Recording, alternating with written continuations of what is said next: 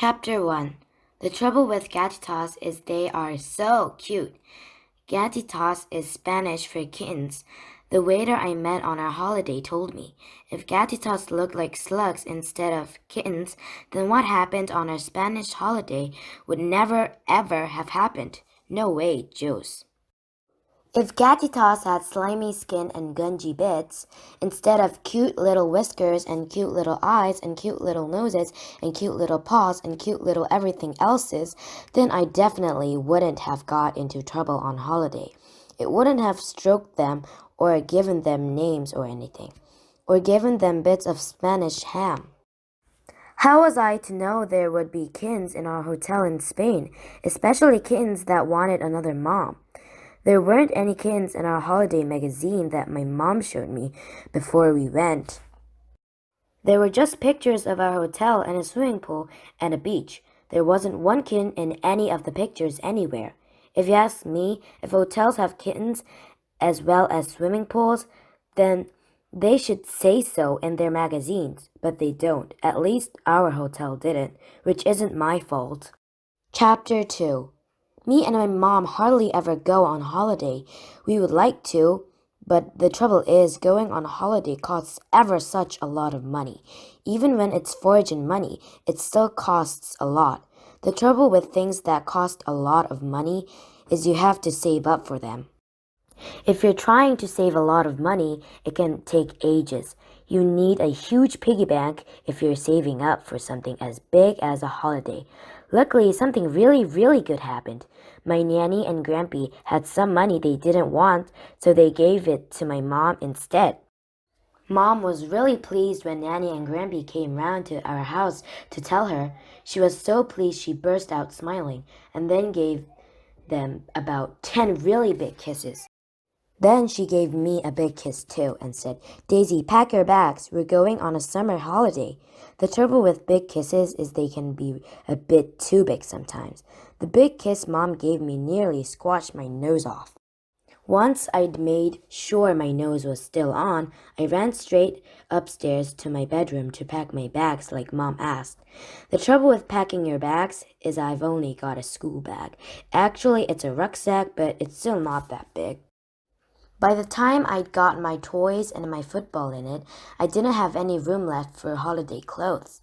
Then my mom came into my bedroom and said, "Daisy, I didn't mean pack your bags right now." She meant, "Daisy, start thinking about what you would like to take on holiday," because she hadn't actually booked the hotel yet, and we didn't actually know where we would be going yet, and we wouldn't actually be going anywhere for about a month. Then my nanny and grampy came into my bedroom and said it would probably be better if I left my football at home and bought a blew-up beach ball instead. That would give me much more room in my rucksack. Then they gave me some holiday money too. 10 pounds they gave me, all to myself. I'd never been so rich. Grampy said I could find a beach ball to buy when I got to my holiday place, and a bucket and spade if I wanted. Mom said I might even be able to afford a fishing net too. But then I had the idea of buying some scuba gear, or a small yacht. Then, once I thought about it a bit more, I couldn't decide what I was going to buy. That is the trouble with being rich. There are far too many things you can afford, especially when you're going on holiday. Then Mom said that it would probably be best to wait until we actually got to where we were going and then decide. If we waited till we got to where we were going, I might find something else to spend my money on, something I hadn't thought of. So I waited and waited and waited and waited. About 4.5 billion weeks. Chapter 3. The trouble with waiting about 4.5 billion weeks to go on holiday is it makes you go all trembly and excited, especially when you've found out where you're going. I thought we were going to go to Cornwall again, which is in England, so when my mom told me we were going to Spain, my eyeballs nearly popped out and rolled across the carpet. Spain isn't even in England. It's in a completely different country of the world. Plus, to get to Spain, you can't go in your car. You have to fly there in an actual airplane. An actual airplane that takes off and flies through the actual sky and goes above the actual clouds and everything.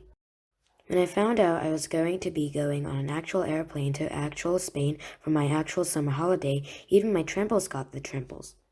Now don't get overexcited like you normally do, Daisy, said Mom. You know what happens when you get overexcited. But I couldn't stop myself. I rang to my best friend Gabby straight away to tell her the news, but she wasn't in.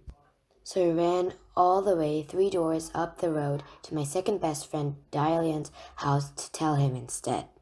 Dylan has been to loads of places in the world. He's 9 though, and he's got a snake. Dylan told me Turkey was good, Egypt was too hot, Clacton was wicked, especially the slot machines, but Spain was definitely the best. And guess what? That's exactly what Gabby said when I saw her too. Not about Turkey and Egypt and Clacton, because she hadn't been there, but about Spain. Gabby had definitely been to Spain. She had photos and a Spanish teddy to prove it. The trouble with Spanish teddies is they're a bit stiff and not very cuddly, plus they don't look like teddies. They look more like cows. Gabby said they don't have teddies that look like teddies in Spain. They only have teddies that look like black bulls or donkeys. Black bulls and stiff donkeys? I definitely wasn't going to spend my holiday money on a teddy like that. I was going to spend it on something much better. Like a harpoon gun maybe, or a jet ski. Gabby told me that swimming pools in Spain had blow-up dolphins that you can sit on, and Spain had ice creams with gobstoppers full of bubble gum in them. So then I got even more excited, but I still had ages to wait, which made me get even more excited. Then Mom showed me a picture of the hotel where we would be staying, and the beach we would be going to, and the swimming pool we would be swimming in, and the slide I would be sliding down. And then she showed me where Spain was on the map, and then a few days later she bought me a new swimming costume, and the next week she bought me some new flip-flops. Chapter 4. The trouble with suitcases is they won't shut. Not if you put too many things in them, they won't. Mom said our suitcase would shut, but she was definitely wrong. Even when she bounced up and down on it, our red suitcase wouldn't close. Sit on it with me, Daisy, she said. So I did, but when we bounced up and down to make it close, the sun cream got squashed and squirted out all over the bed. Luckily, it wasn't my special blue sun cream, because I was going to need that for doing scary faces on holiday, but Mom still wasn't very happy.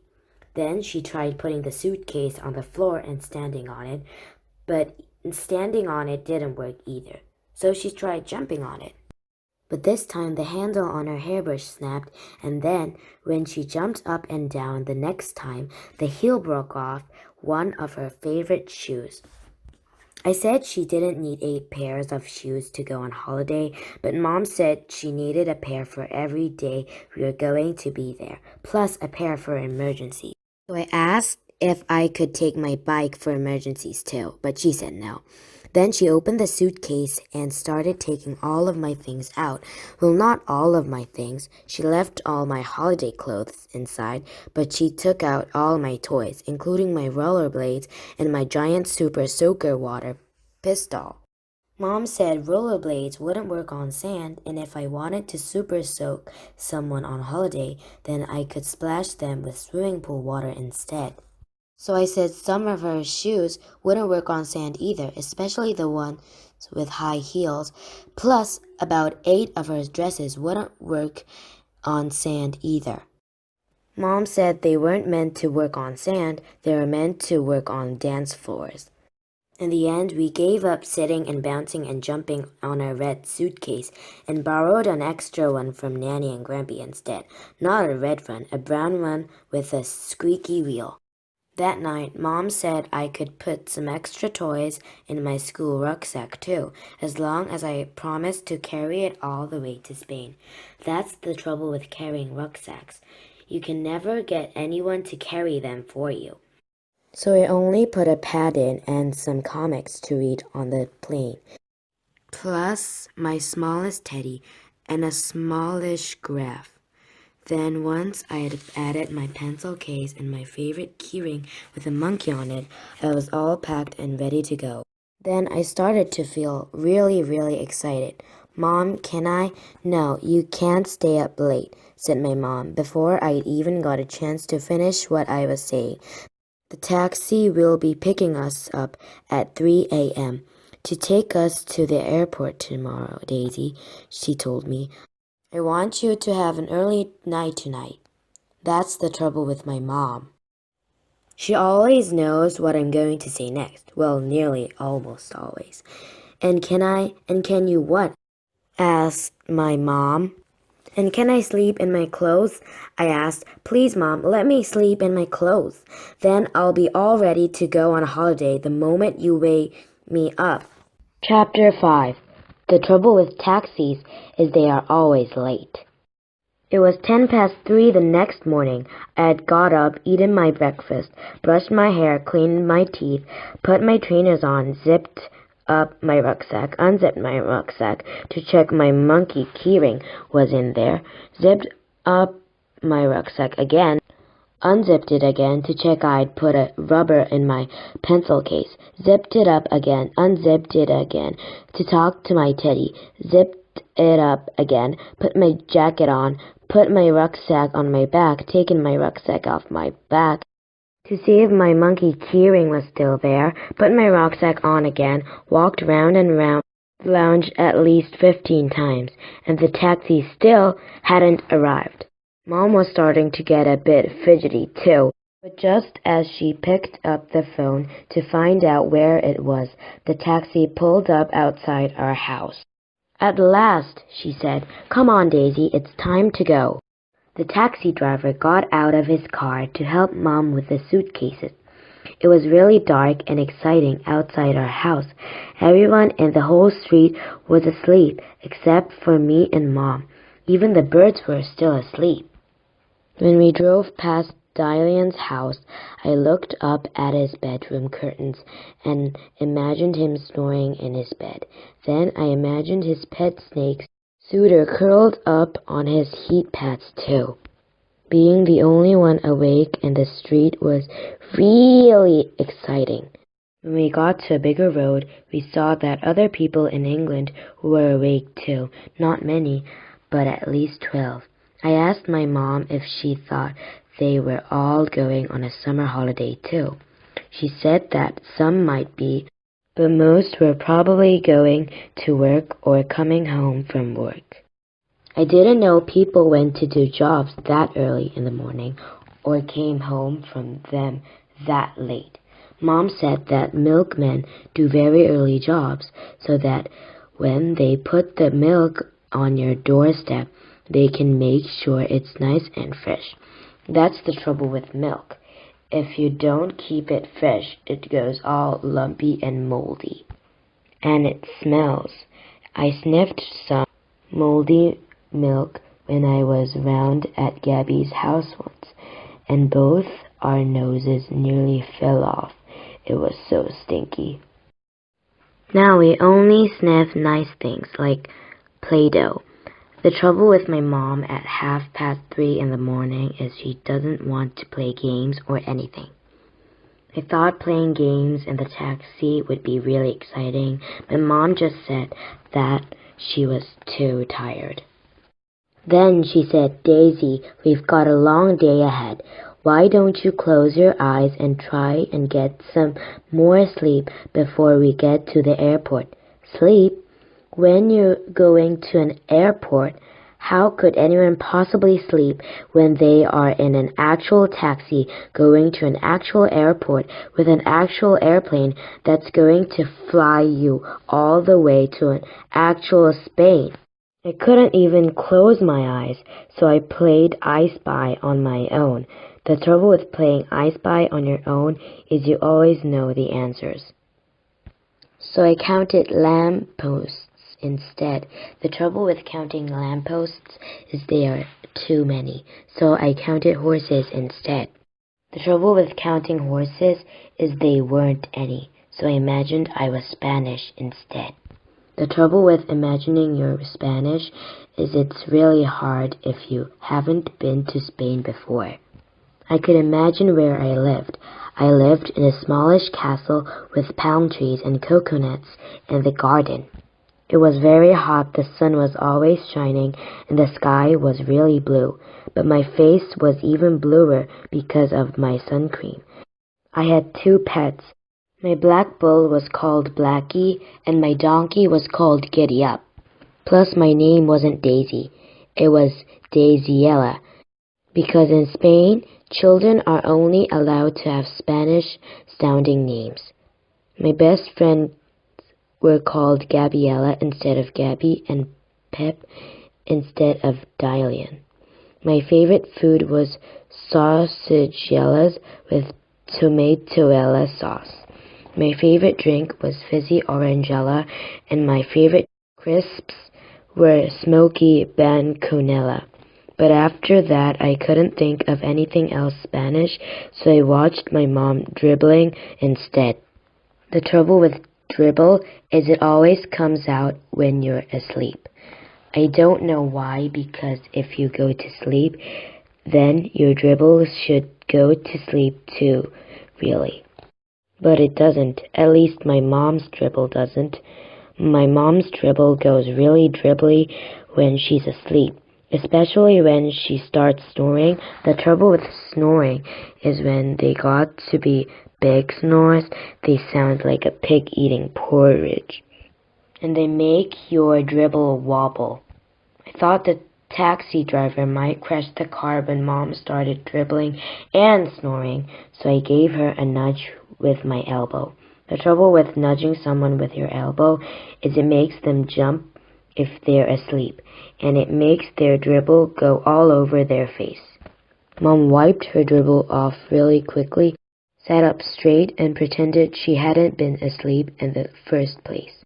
But I could see her eyes closing again in the reflection in the taxi window, so I didn't nudge her again after that, not until we arrived at the airport.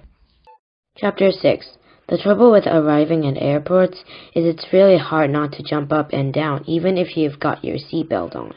Arriving at airports is so exciting. All the buildings are big and square and made out of concrete, and the lights are really bright. Plus, there are absolutely loads of people everywhere. Plus, if you look up in the sky, you can see actual planes coming into land and other ones that are taking off. You should see how big airplanes look when they are close up. I thought one was going to land on our head. When we got out of our taxi, there were people pushing trolleys into the airport and people pushing trolleys out of the airport all over the place. All the people going in had long trousers on, but some of the people coming out were wearing shorts and flip-flops, and they had suntans and everything. Mom said the people coming out of the airport had been on their holidays, and the people going in were about to start their holidays, just like us. After Mom had paid the taxi man, we went and got a trolley all of our own. The trouble with trolleys all of your own is they make you want to have a ride on them. Mom said you aren't really meant to ride on trolleys at the airport in case you fall off, but once we put our suitcases on, she let me climb on top. It was brilliant. Then guess what we had to do? We had to go through some really big turning doors. Not normal doors like you get at home, but great, big ones that turned round and round like a roundabout. It was so much fun. Mom and me went round in circles 3 times before we went in, and guess what? We had to go along a really long piece of floor that actually moved. It was just like moving carpet, except it wasn't made of carpet. It was black like rubber. Anyway, you didn't have to walk on it or anything. All you had to do was stand on it, and it carried you all the way inside. I never seen inside an airport before. It was amazing. I never seen so many people before either. Or trolleys, or suitcases, or queues. There were queues everywhere, really long ones too. It took us ages to get our passports looked at, and ages to get our suitcases weighed, and ages to get our tickets from the lady, but I didn't care. We were in an actual airport going to actual Spain on an actual summer holiday for 7 whole actual days. I have queued for 100 years to do that. I don't think Mom would have, though. That's the trouble with queues. You have to be quite small to enjoy them. It's the same with airport floors. The trouble with airport floors is they make you want to do skids. Once we done all our queuing, I just had to do some big skids. Mom said I shouldn't do skids in airports because I might knock someone over or crash into a trolley, but I couldn't stop myself. One skid I did went about 5 meters. That was a standing up skid. Another one I did went about 7.5 meters. That was a skidding on my knees skid. But then the next skid I did went straight into a man carrying a cup of coffee. I didn't go very far on that one, but his coffee did. His coffee went about 11 meters, all over the floor and down his shirt. That's the trouble with people who drink coffee. They're always drinking it where children need to do skids. So I had to stop doing skids after that. And I had to say sorry. Plus, my mom had to buy the man another coffee, but not another shirt. She did offer to buy him another shirt, but the man said he would be fine when he had dried out. And anyway, it serves him right, really, for not looking where he was going. Chapter 7. The trouble with X-ray machines is people aren't allowed to lie down and go through them. I wanted my mom to lie down and go through the X-ray machine. That way I would have been able to see her being a skeleton. That's what X-ray machines do. They see right through the outside of things and show you all the bits on the inside. Mom said we are only allowed to put our bags and jackets and shoes through the X-ray machines. But the trouble with bags and jackets and shoes is they don't have skeletons in the middle, which means they're not as good. Once we'd put our bags in the X-ray machine, we had to walk through a special rectangle that bleeped if you were carrying daggers or machine guns or swords or keyrings with monkeys on. When I went bleep, I thought I was going to be arrested and sent to prison or something, but when the X-ray man found my keyring in my pocket, he let me go free. Which is really lucky because prison is nowhere near as good as Spain. After I'd stopped bleeping, my mom made me put my monkey keyring in my rucksack, and then we went to the airport shops. I couldn't wait to spend my holiday money. The trouble with airport shops is most of them don't have scuba gear in them. Or small yachts. Mom said that if I saw anything else in the shops that I want to spend my holiday money on, I should let her know. But I couldn't see any harpoon guns or jet skis or ice creams with bubblegum in them either. I did see a strawberry cornetto that looked quite nice, but Mom said I wasn't allowed ice cream at 6 o'clock in the morning. I wasn't allowed an underwater wristwatch either, or a basketball net. In the end, I decided to save my holiday money until I got to Spain, which was lucky really because I didn't know at the time that I would need it for the kittens. The trouble with seats in airport lounges is when you try and lie across 3 seats at once, the gaps in between make you feel all uncomfortable. Mom said I should sit up nicely and listen for a plane to be announced. But other people were lying all over the seats, and they were grown-ups. One man with knots in his hair and a giant rucksack was lying across about 6 seats, so I didn't see why I couldn't. Except I thought I'd fall through the gap, so I did sit up in the end. The trouble with airport announcers is they always say the wrong plane. Loads of planes were taking off all the time to loads of holidays all over the world, but none of the announcements were for me and Mom. That's the trouble with announcements. They should do the Spain ones first. Mom told me that our flight number was MLG452. That as soon as our plane had been cleaned and tidied and filled up with petrol, then there would be an announcement for us to get our plane too. I said I didn't mind going to Spain in a dirty plane or one that didn't have much petrol in it, but Mom said that wasn't a very good idea. So we waited and waited and waited until just when I thought it would never ever happen, it did. The lady doing the announcements actually announced our actual plane to actual Spain. Time to go, Daisy, said Mom. We need to go to gate 53. Gate 53 is where our plane will be taking off from soon. The trouble with gate 53s is they feel like they're about 53 miles from the airport. Mom said it was nothing like 53 miles away, but it felt like ever such a long walk to me. That's the trouble with small legs. They start to ache much earlier than longer ones, especially if you're carrying a rucksack. Except that's when I realized I wasn't. I wasn't carrying my rucksack at all. I'd left my rucksack under the seat in the airport lounge. The trouble with leaving rucksacks under the seats in airport lounges is you're not allowed to do it. We ran and ran and ran all the way back to the lounge, but when we got to our seat, there were about 5 policemen moving people away from my school bag. At first, I thought someone had tried to steal my monkey keyring, but then Mom went really red and said that the policemen were checking inside my school bag for a bomb. The trouble with bombs is they can blow up, so I would never ever put in my school bag. Plus, I don't know where to buy bombs. Mom knew that because she's my mom, but the policeman hadn't met me before, so she had to tell them, which made her go even redder than red.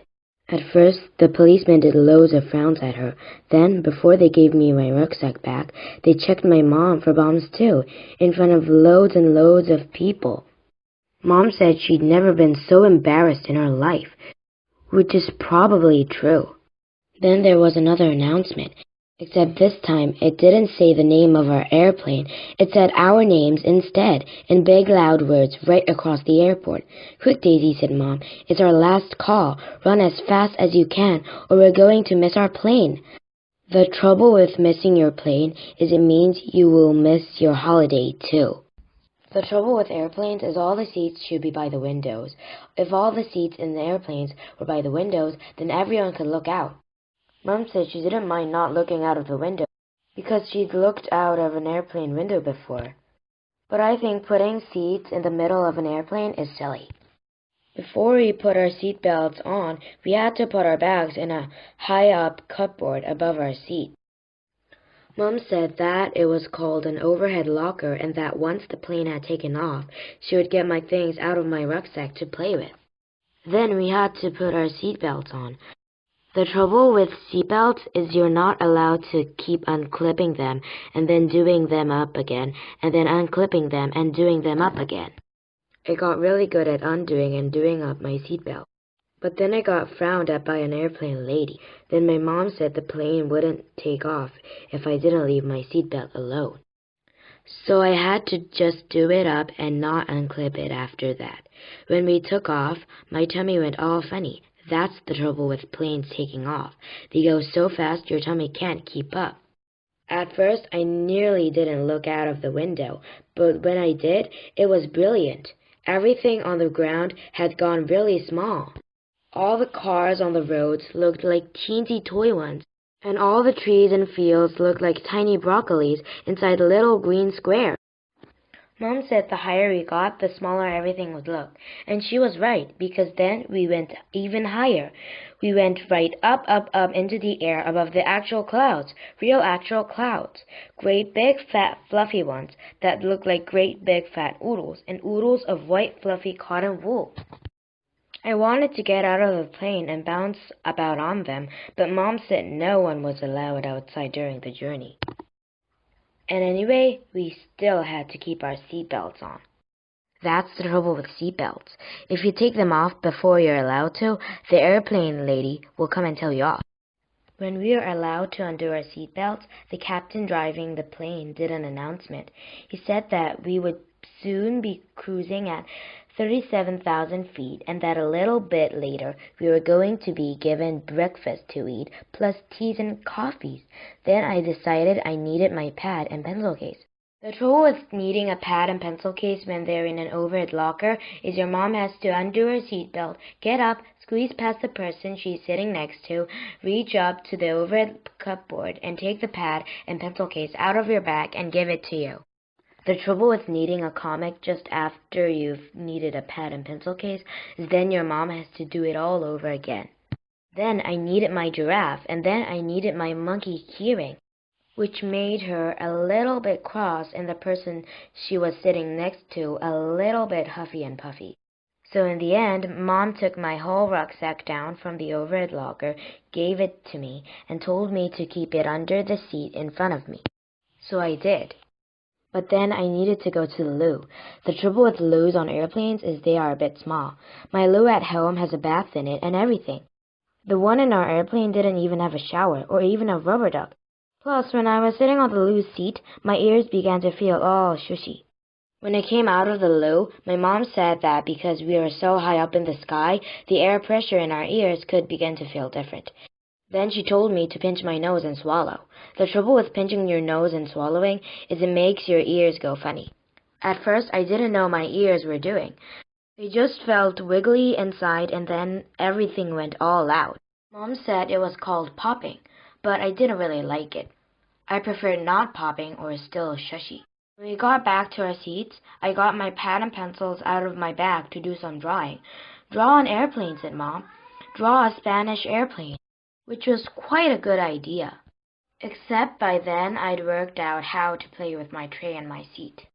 The trouble with airplane trays when they're right in front of you is they really make you want to lower them and then push them up again. And then lower them and push them up again, and lower them and push them up again, and lower them and push them up again, because it's really good fun. Trouble is, the man sitting in the seat in front of me didn't know how to work his tray, so he got all jealous and huffy and puffy, and kept turning around to frown at me. So Mom said I had better put my tray up and leave it up. But I couldn't because our breakfast had arrived. Chapter 9. The trouble with breakfasts on airplanes is they don't do Cocoa Pops. They do sort of sausage and sort of bacon with sort of baked beans with sort of potatoes in a white plastic tray instead. At first, I didn't know what sort of breakfast it would be because I couldn't get the foil lid off, but when Mom pulled it off for me, I could see it wasn't Cocoa Pops. So I just had my bread roll and orange juice instead. Mom said that they probably wouldn't have Cocoa Pops in Spain either, and that not having Cocoa Pops on the plane would be good practice for not having Cocoa Pops in the hotel. And she was right. Our hotel in Spain didn't do Cocoa Pops either, but they did do Rice Krispies, and they did kittens, not for breakfast, just for stroking. You should never put milk on kittens. It's all right to put milk in their saucer for them to drink, but you mustn't pour it actually on them, or sprinkle sugar on them. Pouring milk or sprinkling sugar on kittens isn't allowed in Spain or any country in the world. Otherwise, you'll go to prison. But stroking them is definitely all right, and cuddling them. But playing with them is even better. If you ask me, playing with kittens is one of the best things you can do in the world. Honestly, if I'd known there were going to be kittens at our hotel in Spain, I wouldn't have put any toys in my rucksack to play with at all, not even my monkey keyring. I mean, who needs toys and teddies and keyrings and coloring pens and pads in your rucksack when you've got kittens to play with? No one, that's who. Still, at least the things in my rucksack gave me something to do on the plane. I was going to play I Spy Ella with Mom. I Spy Ella is a new Spanish I Spy game I have invented, but the trouble was, by the time I had drawn a Spanish airplane and some Spanish clouds and some really, really high up Spanish seagulls, my mom had fallen asleep and started snoring again. Then she started dribbling again, which I'm not sure is allowed on planes. Luckily, the airplane lady who gave us our breakfast didn't see the dribble, or she might have told the captain, and then the captain might have told everyone in the plane in an announcement. This is your captain speaking. We have a dribble alert in seat 14B. Please be careful that you don't get dribbled on when you walk past seat 14B, because the lady who is snoring next to the little girl in seat 14A is dribbling all over the place, or something like that. That's the trouble with dribble alerts. They can be really embarrassing, especially if you're not allowed to jump off the plane, which you're definitely not, unless you've got a parachute. So I just stayed quiet in my seat, played with my toys, and colored with my coloring pens, while my mom dribbled all the way to Spain. Chapter 10. The trouble with airports in Spain is they're a bit like the ones in England, only hotter. By the time we got off the plane and onto a bus and driven the airport building and given our passports to a grumpy Spanish man who never smiled, and then waited for our suitcases to come out, and then found a trolley, and then lifted my rucksack onto the trolley, and then got back to try and find Nanny and Grampy's squeak wheel. My face was really bowling. That's the trouble with sunshine in Spain. It can burn straight through whole buildings and coaches. The coach that drove us to our hotel after we'd left the airport was even hotter. Mom said that the air conditioning on the coach can't have been working, and that if we were going to have a holiday in Spain, then we would just have to get used to hot temperatures. If you ask me, my mom was really pleased it was so hot in Spain. Being hot in Spain makes the dribble on your shoulder dry up much, much quicker. It was far too hot in the coach for me, though. Sitting on that coach was like being a jacket potato in a microwave. No, it was like being a chicken nugget in a red-hot oven. Actually, it was like being a crispy sausage that's been fallen through the gap onto the barbecue coals, and then had loads more red-hot coals and some burning mustard put on top. Anyway, that's probably why I fainted. Mom said I didn't faint, I fell asleep, but I definitely didn't. Even if she said I did. And I definitely didn't do any snoring, even if she said I did. And I definitely didn't do any dribbling, even Mom said I didn't do any dribbling. Anyway, boy, was I pleased when we arrived at our hotel.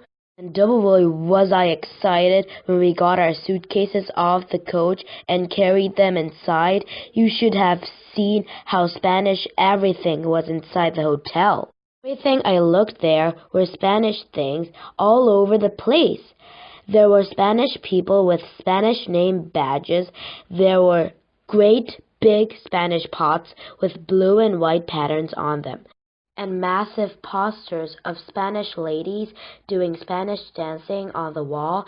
Plus, there was a great big Spanish floor that you could do Spanish skids on. Plus, there were actual plants with lemons growing on them in actual Spanish. And you'll just never guess what else there was, growing out of the actual ground inside the actual hotel. You'll just never guess. Real actual palm trees. Right up close to where we were actually standing, and over by the window, and over by all the other windows too. There were real, actual Spanish palm trees all over the place. I reckon someone must have picked all the coconuts, because I couldn't see any, but all the other palm tree bits were there. Great big trunks and great big palm tree leaves growing inside our actual hotel. It was so exciting. I wanted to jump up and down and do skids and roly-polies all over the place. I wanted to do whoop-de-doops and fiddle-de-dellas and be jumpier and skiddier than I'd ever been before in my whole life. And then I realized why. I'd never been excited in Spanish before. Mom said I should remember that I was English and try and keep my whoop-de-doops and fiddle-de-dellas to a minimum, so I tried. But then I saw our room, then I saw our balcony, and then I saw the pool. I could see the actual swimming pool from the actual balcony of our actual room. It had really blue water with people in it, plus a great big yellow slide.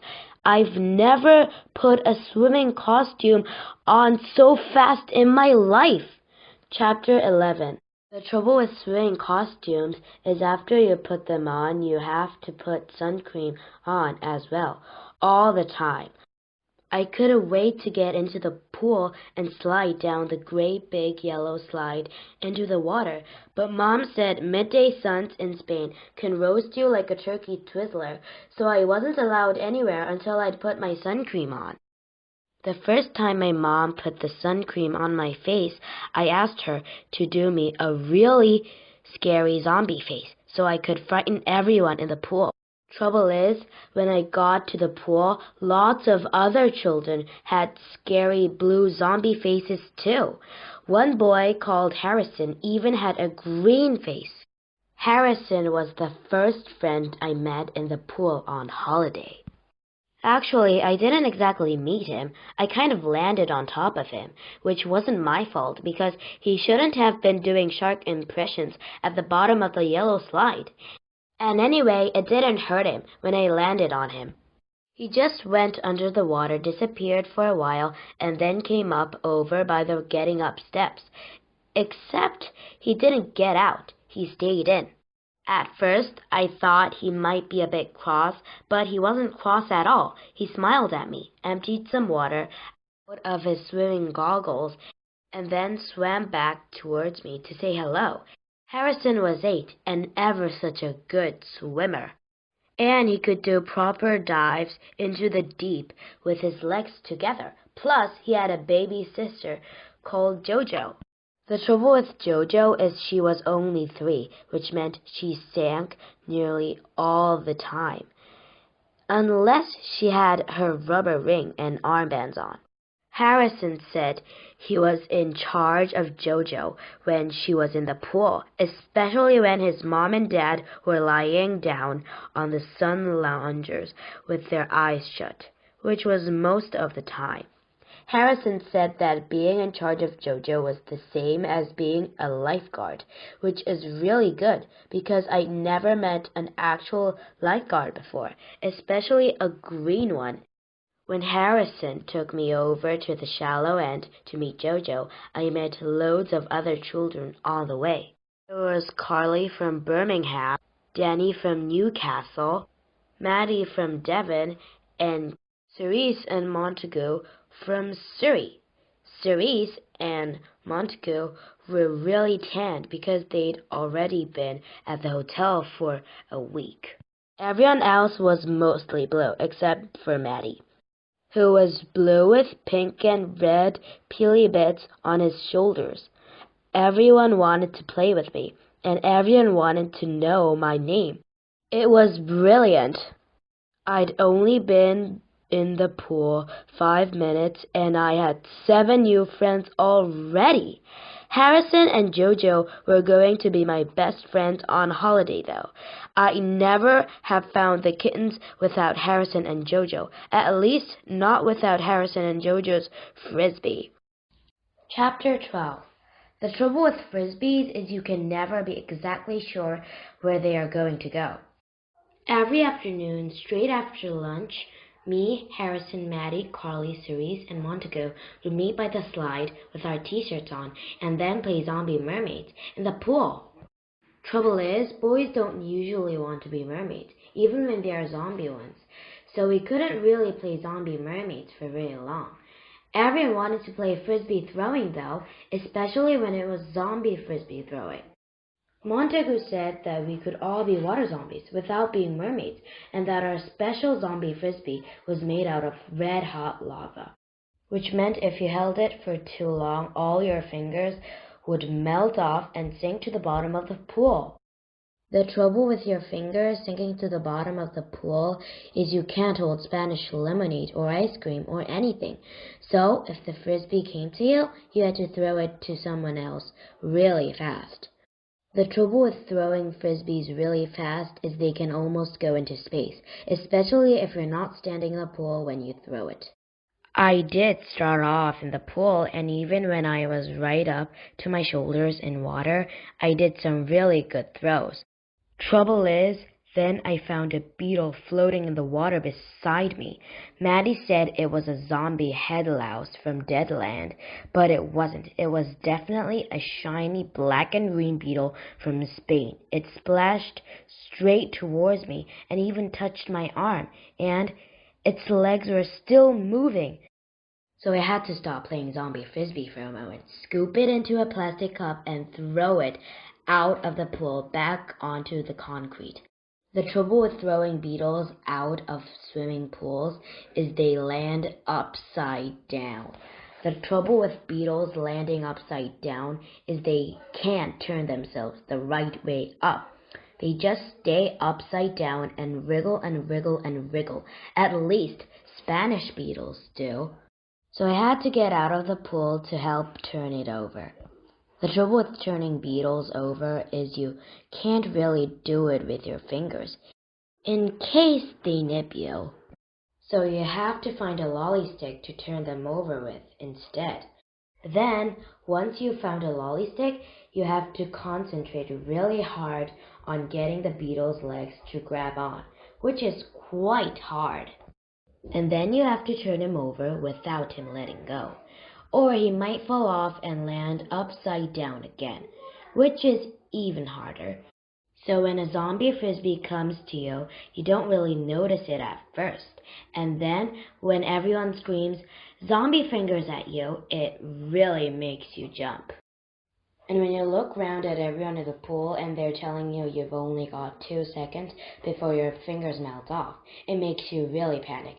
Pick up the zombie frisbee and throw it away really fast. So fast that it goes right across the pool, straight over the sun loungers, and between some palm trees and over a fence, which wasn't my fault, except everyone said it was. At first, they laughed and splashed about and said it was really funny. Carly said I must have done a turbo zombie frisbee throw. Maddie said I must have switched to zombie space catapult force. And Cerise said I'd thrown it so hard she was surprised my arm hadn't fallen off and landed in the pool, which was the funniest. But then Montague said I had to go and get the frisbee back from over the fence, which is wrong because it wasn't even his frisbee in the first place. It was Harrison and JoJo's.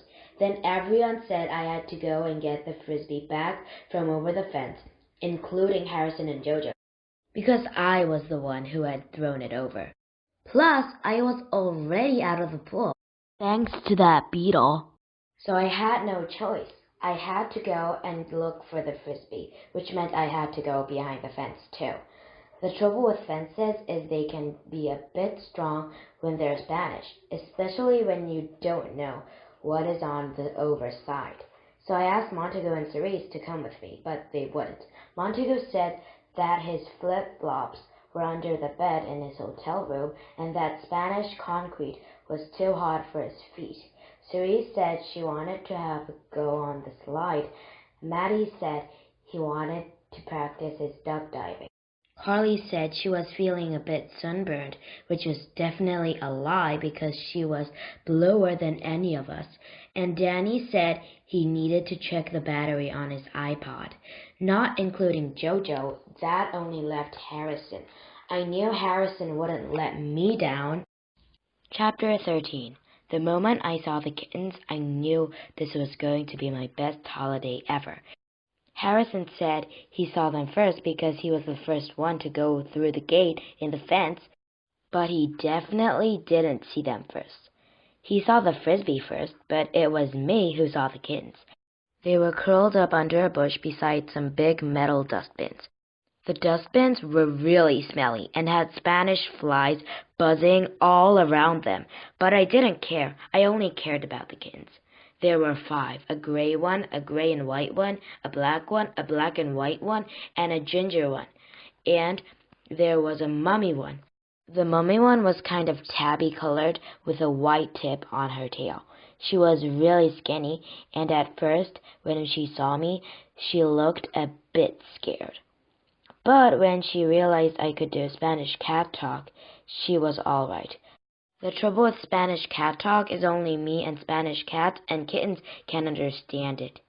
Harrison didn't understand it, and neither did JoJo when we showed her the kittens the next day. Spanish cat talk is a mixture of sign language and squeaks. You either know how to do it or you don't.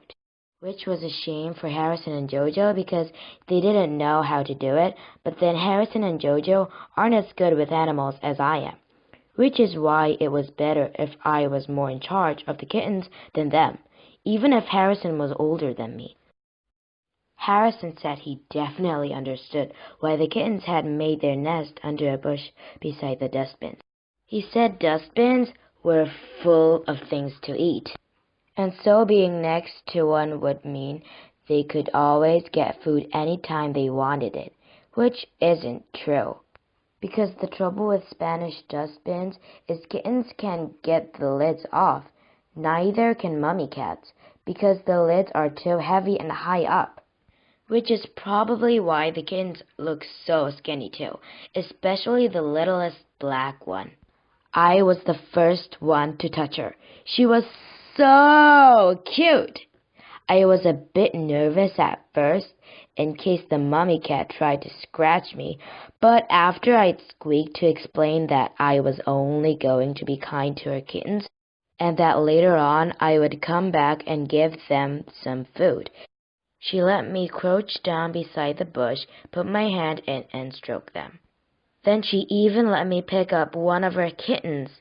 The trouble with picking up a Spanish kitten is other people always want to have it hold too. I'd only had the black one in the palm of my hand for about 10 seconds before Harrison said it was his turn to hold him now. So I had to let him, otherwise it wouldn't have been fair.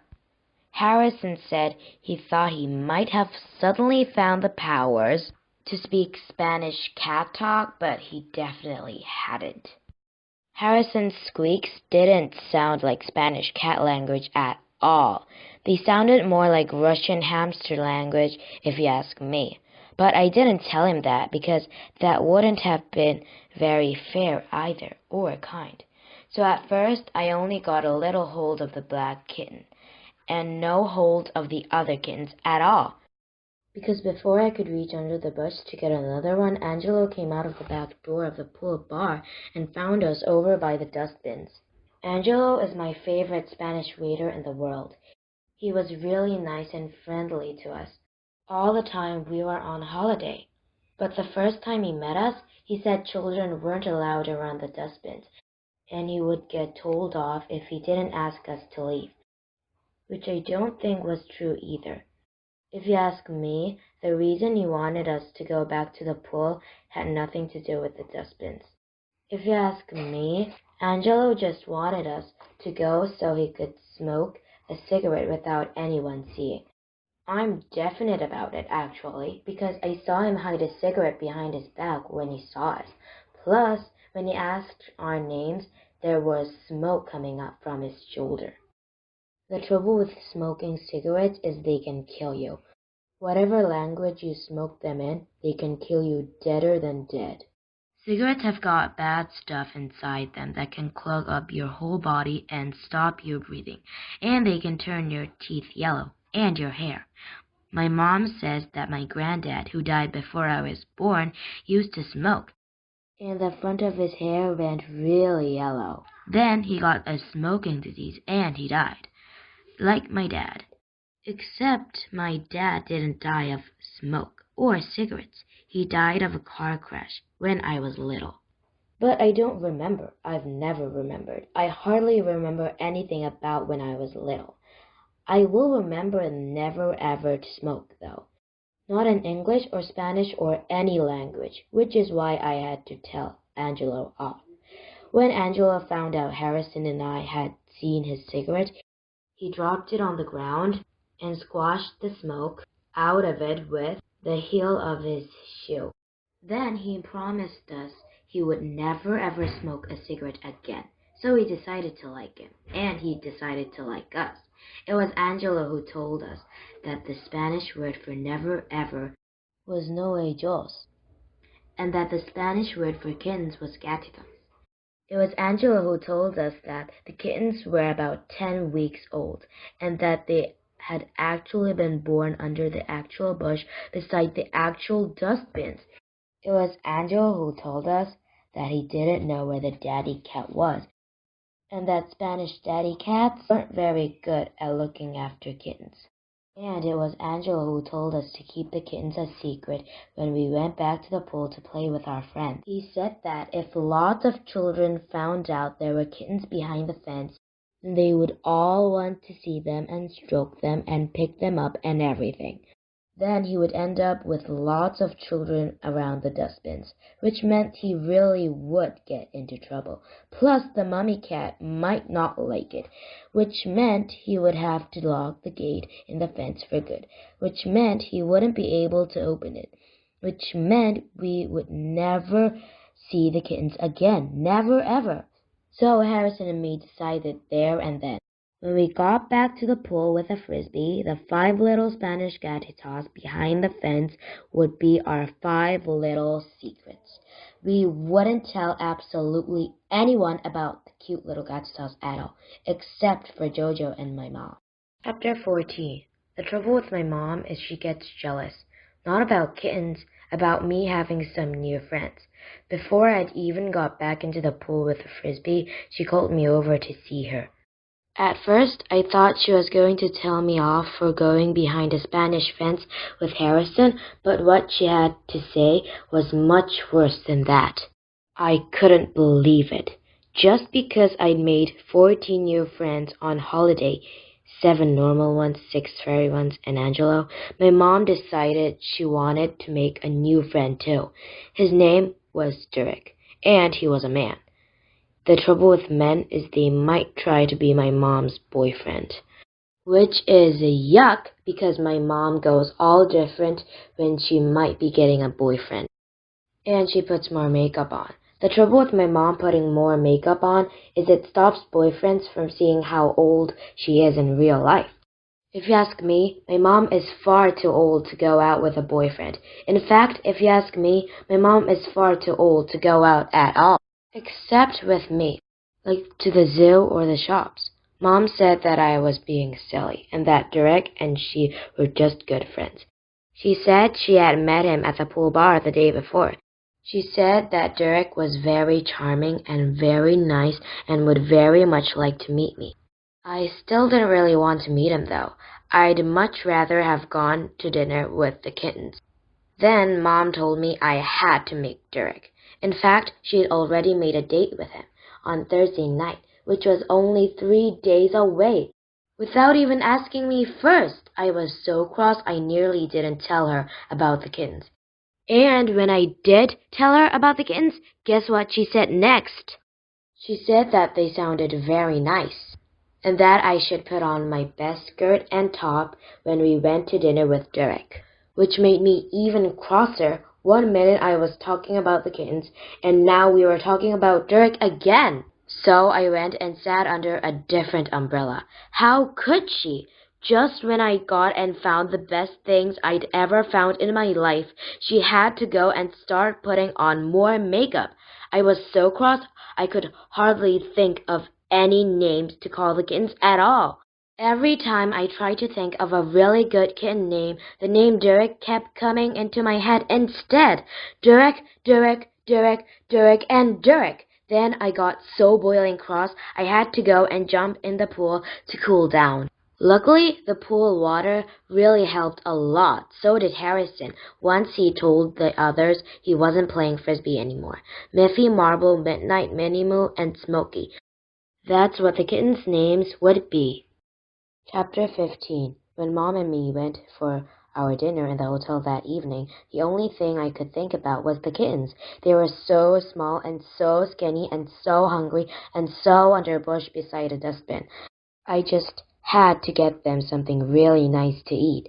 That's why I took loads of octopus and anchovies from the buffet. Anchovies are like little tiny little fishes in slimy sauce, just right for growing kittens. And octopus is like, well, little bobbly bits of octopus just right for growing kittens too.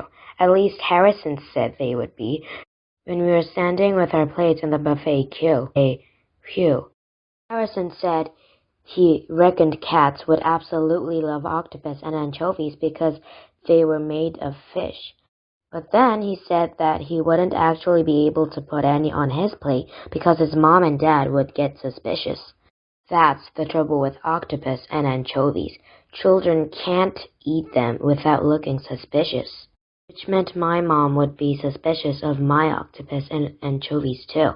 So I hid them under a big pile of lettuce. When I sat down at my table with a great big pile of lettuce, my mom's eyes nearly popped out of her head. "What on earth have you got there, Daisy?" she asked. "I fancied a lettuce salad," I said. "A lettuce salad?" she said. "A lettuce blooming salad?" she said. "Hello, Derek," she said. That's when I met Derek for the first time. Actually, I was quite pleased to meet him because he took my mom's mind right off my status. How are you, Derek? Said my mom, jiggling her earrings with the back of her hand and then fluttering her makeup at him like a sobby person.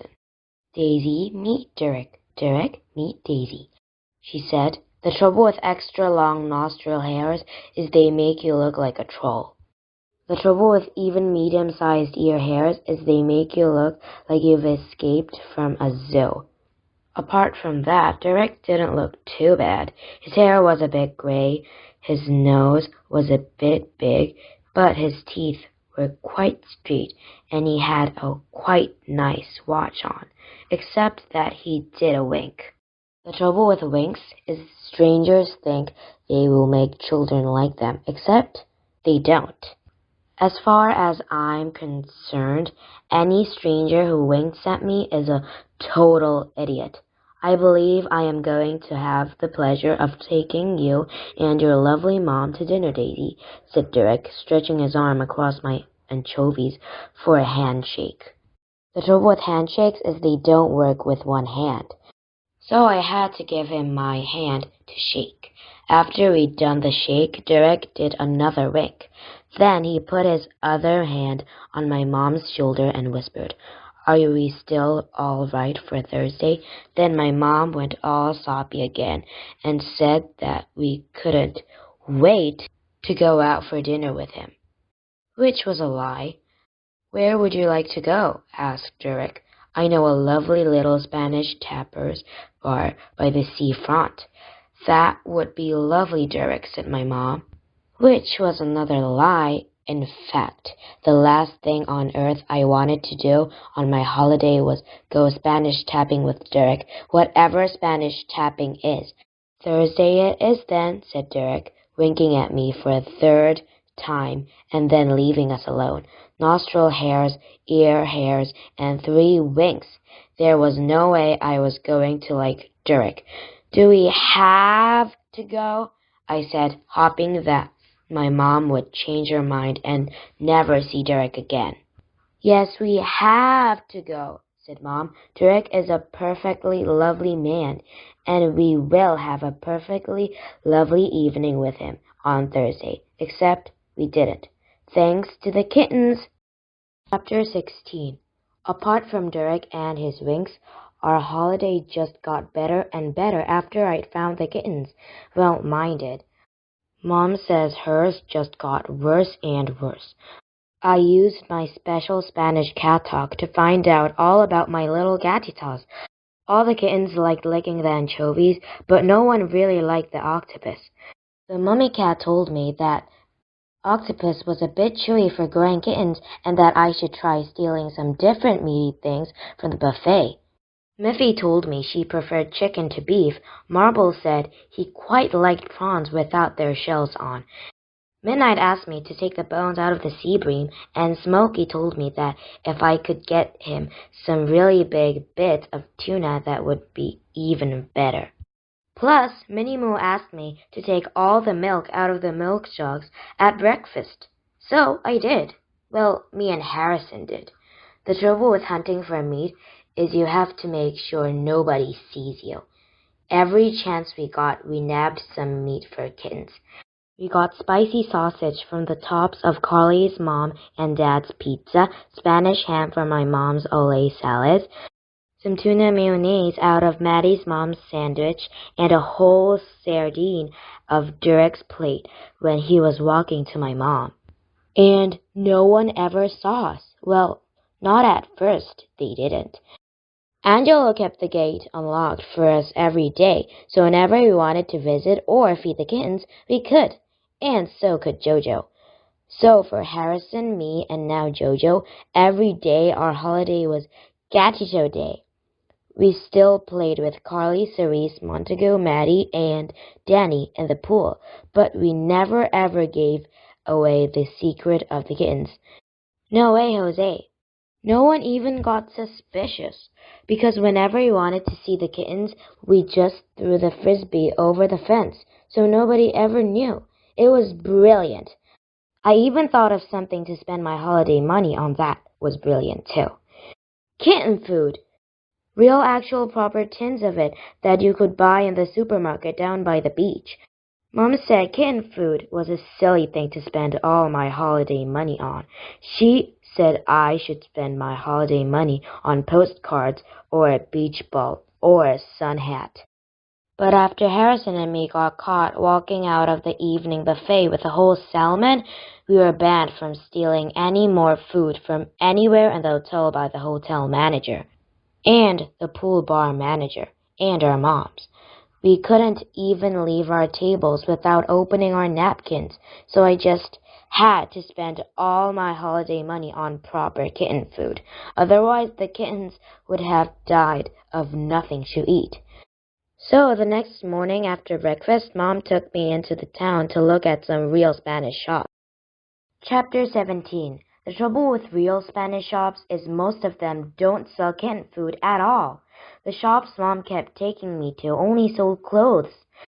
Mom said she wanted to find a nice summer dress that she could wear to the tappers bar with Derek on Thursday evening, which made me even crosser. I mean, how could anyone think about buying summer dresses to tap in when 5 little kittens were starving of something to eat back at the hotel? Then she started looking for some new shoes. She'd already put 8 pairs in the suitcase. Now she was looking for another pair. It was a good job there was really cold air conditioning in the supermarket. Otherwise, I could have exploded like a hot air balloon when I got there. Mom said that if I didn't chill a bit, she could stick my head in the freezer compartment with the frozen peas. But Spain doesn't grow peas. It only grows coconuts and lemons, so I knew that wasn't true. Plus, you're not allowed to put children in the freezer cabinets in any country in the world. I didn't go near the frozen food bit, though, just in case. I had to go all the way around the soap powders and along the cereals to find the kitten food. After we'd paid, my mom asked me if I'd like to go to the beach. But the trouble with beaches is they don't have any kittens on them, so I said no. Then she asked me if I'd like to walk down to the harbor to look at the boats. But the trouble with boats and harbors is they don't have any kittens in them either. So I said no. Then she asked me if I wanted to go and watch the carnival. But the trouble with carnivals is they don't have kittens in them either. So we went back to the hotel instead. After Mom put the tins of kitten food in our room, she asked me if I wanted to play ping pong. But you know the trouble with ping pong tables, don't you? So Mom gave up after that and told me she was going to the pool bar to talk to Derek, which was brilliant. That meant I could go and feed the kittens with Harrison and Jojo. I couldn't wait to give the kittens their first taste of actual proper Spanish kitten food out of a tin. Angelo helped me open the tin and then tip it out onto a saucer for them. And he let me chop it up into little pieces with a fork. When the kittens tried it for the first time, you should have heard the purrs they made. Marble even growled. It tasted so nice. Angelo told me I was very kind to buy the little gatitos proper gatito food. Then the mummy cat told me in cat speak that I was the kindest person they had ever met. Even kinder than Angelo, which made me really proud. Then guess what? Minnie Moo asked me if it would be all right if she called me Mom too. Then all the kittens said it. They all wanted me to be their second mom. How brilliant was that? The mummy cat said she didn't mind one bit if her kittens called me Mom, because I was so kind and because looking after 5 babies was really hard work. So any help I could give her would be brilliant. So I decided to help her even more, because she asked me to. Because all the kittens asked me to. All 5 of them, plus the mummy cat, which makes 6. Which wasn't my fault. Chapter 18. I'm not exactly sure which of my mom's screams was the loudest when she woke up in our hotel bed on Thursday morning. The scream she said when she opened her eyes and found 5 kittens on the pillow between us, or the scream she did when she looked in the bathroom mirror. Both of them were pretty loud. Very loud, actually. The trouble with sleeping with kittens is, and there is no way I could ever have known this, kittens have fleas, especially kittens who live next to dustbins. The trouble with fleas is they bite. They bite your arms, they bite your tummy, they bite your face while you're asleep, and they make you itchy in all the places they've bitten you. Except the really big trouble with flea bites is, and there is no way I could ever have been meant to know this. I mean, even my mom didn't know this until the hotel doctor came and told her. The biggest trouble with flea bites is my mom's allergic to them. I'm not. My flea bites were only small and felt a bit itchy, but my mom is absolutely allergic to flea bites big time. That's why her face had gone all puffy, and the rest of her body too. "What have you done to me, Daisy?" she shouted. "I look like the Elephant Man." Which wasn't true because she didn't have a trunk or anything. "What on earth possessed you to put 5 kittens in our bed?" "I was babysitting them," I said. "Their mom wanted a night off. So I said I could help her out. I had to put them in our bed, or they might have got cold." But my mom didn't believe me. "Cold?" she said. "It's 30 degrees outside at night. How on earth are 5 furry kittens going to get cold in 30 degrees of baking hot Spanish night?" So I had to think of another answer. "I thought they might get lonely," I said. "Lonely?" she said. "They've got 10 million fleas to keep them company. The only company those kittens need is a flea comb, my girl." Trouble is, then she went back into the bathroom and looked in the mirror again.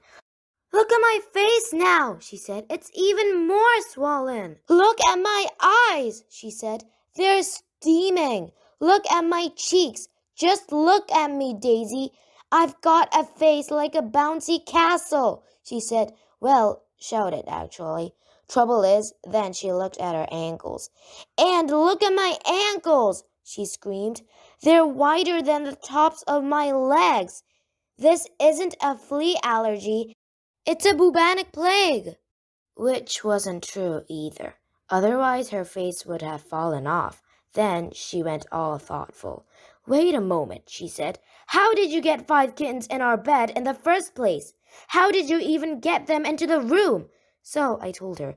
"Harrison helped me lift them up through the window," I said. "Through the window?" she puffed. "Harrison is 4 foot tall, Daisy.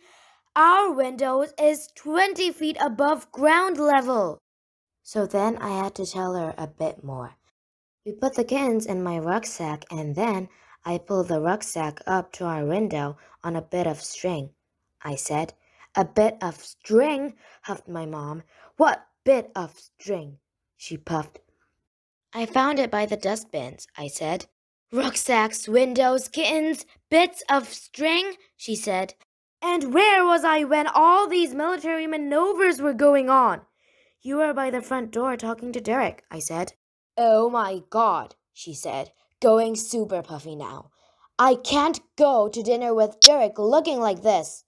I can't even leave the hotel room looking like this. What have you done to me, Daisy?" "It's not my fault the kittens have got fleas," I said. "No, but it's your fault the kittens ended up in our bed," she said. "Are you mad, Daisy? Has the Spanish sun shriveled up your brains?" The trouble with talking to my moms with huffy puffy faces is they don't really listen. They just get crosser and crosser, especially if then you ask them if you can take 5 kittens home with you. Very especially if you do that. "No, Daisy, you are not taking 5 kittens home with you," she said. "In fact, I'll tell you where you can take those kittens. You can take them right back to the filthy dustbins where you found them. In fact, you can put them in the dustbin for all I care. So I did. Not in, beside. I took them all the way back to the dustbin and put them back next to their number one mom. I guess that's where they belonged. Chapter 19. When I told Angelo that my mom had fleas and her face had gone all puffy, he said it might be a good idea if I stayed out of her way for a little while. He said maybe it would be better if I stayed in the pool until her face went down a bit. But the trouble with face puff is it doesn't go down for ages, especially when it's flea face puff. So I decided I'd better go and tell Derek. You told Derek what? My mom huffed and puffed at me when I finally went back to our room. I told him you had fleas, I said. You told Derek I had fleas? She said. Oh my word. This just goes from bad to worse. Well, you have, haven't you? I said. The doctor said you have.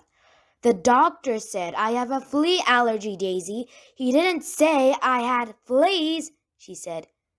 I thought he did, I said. Oh my God. And how many other people have you told that I have fleas? Asked my mom.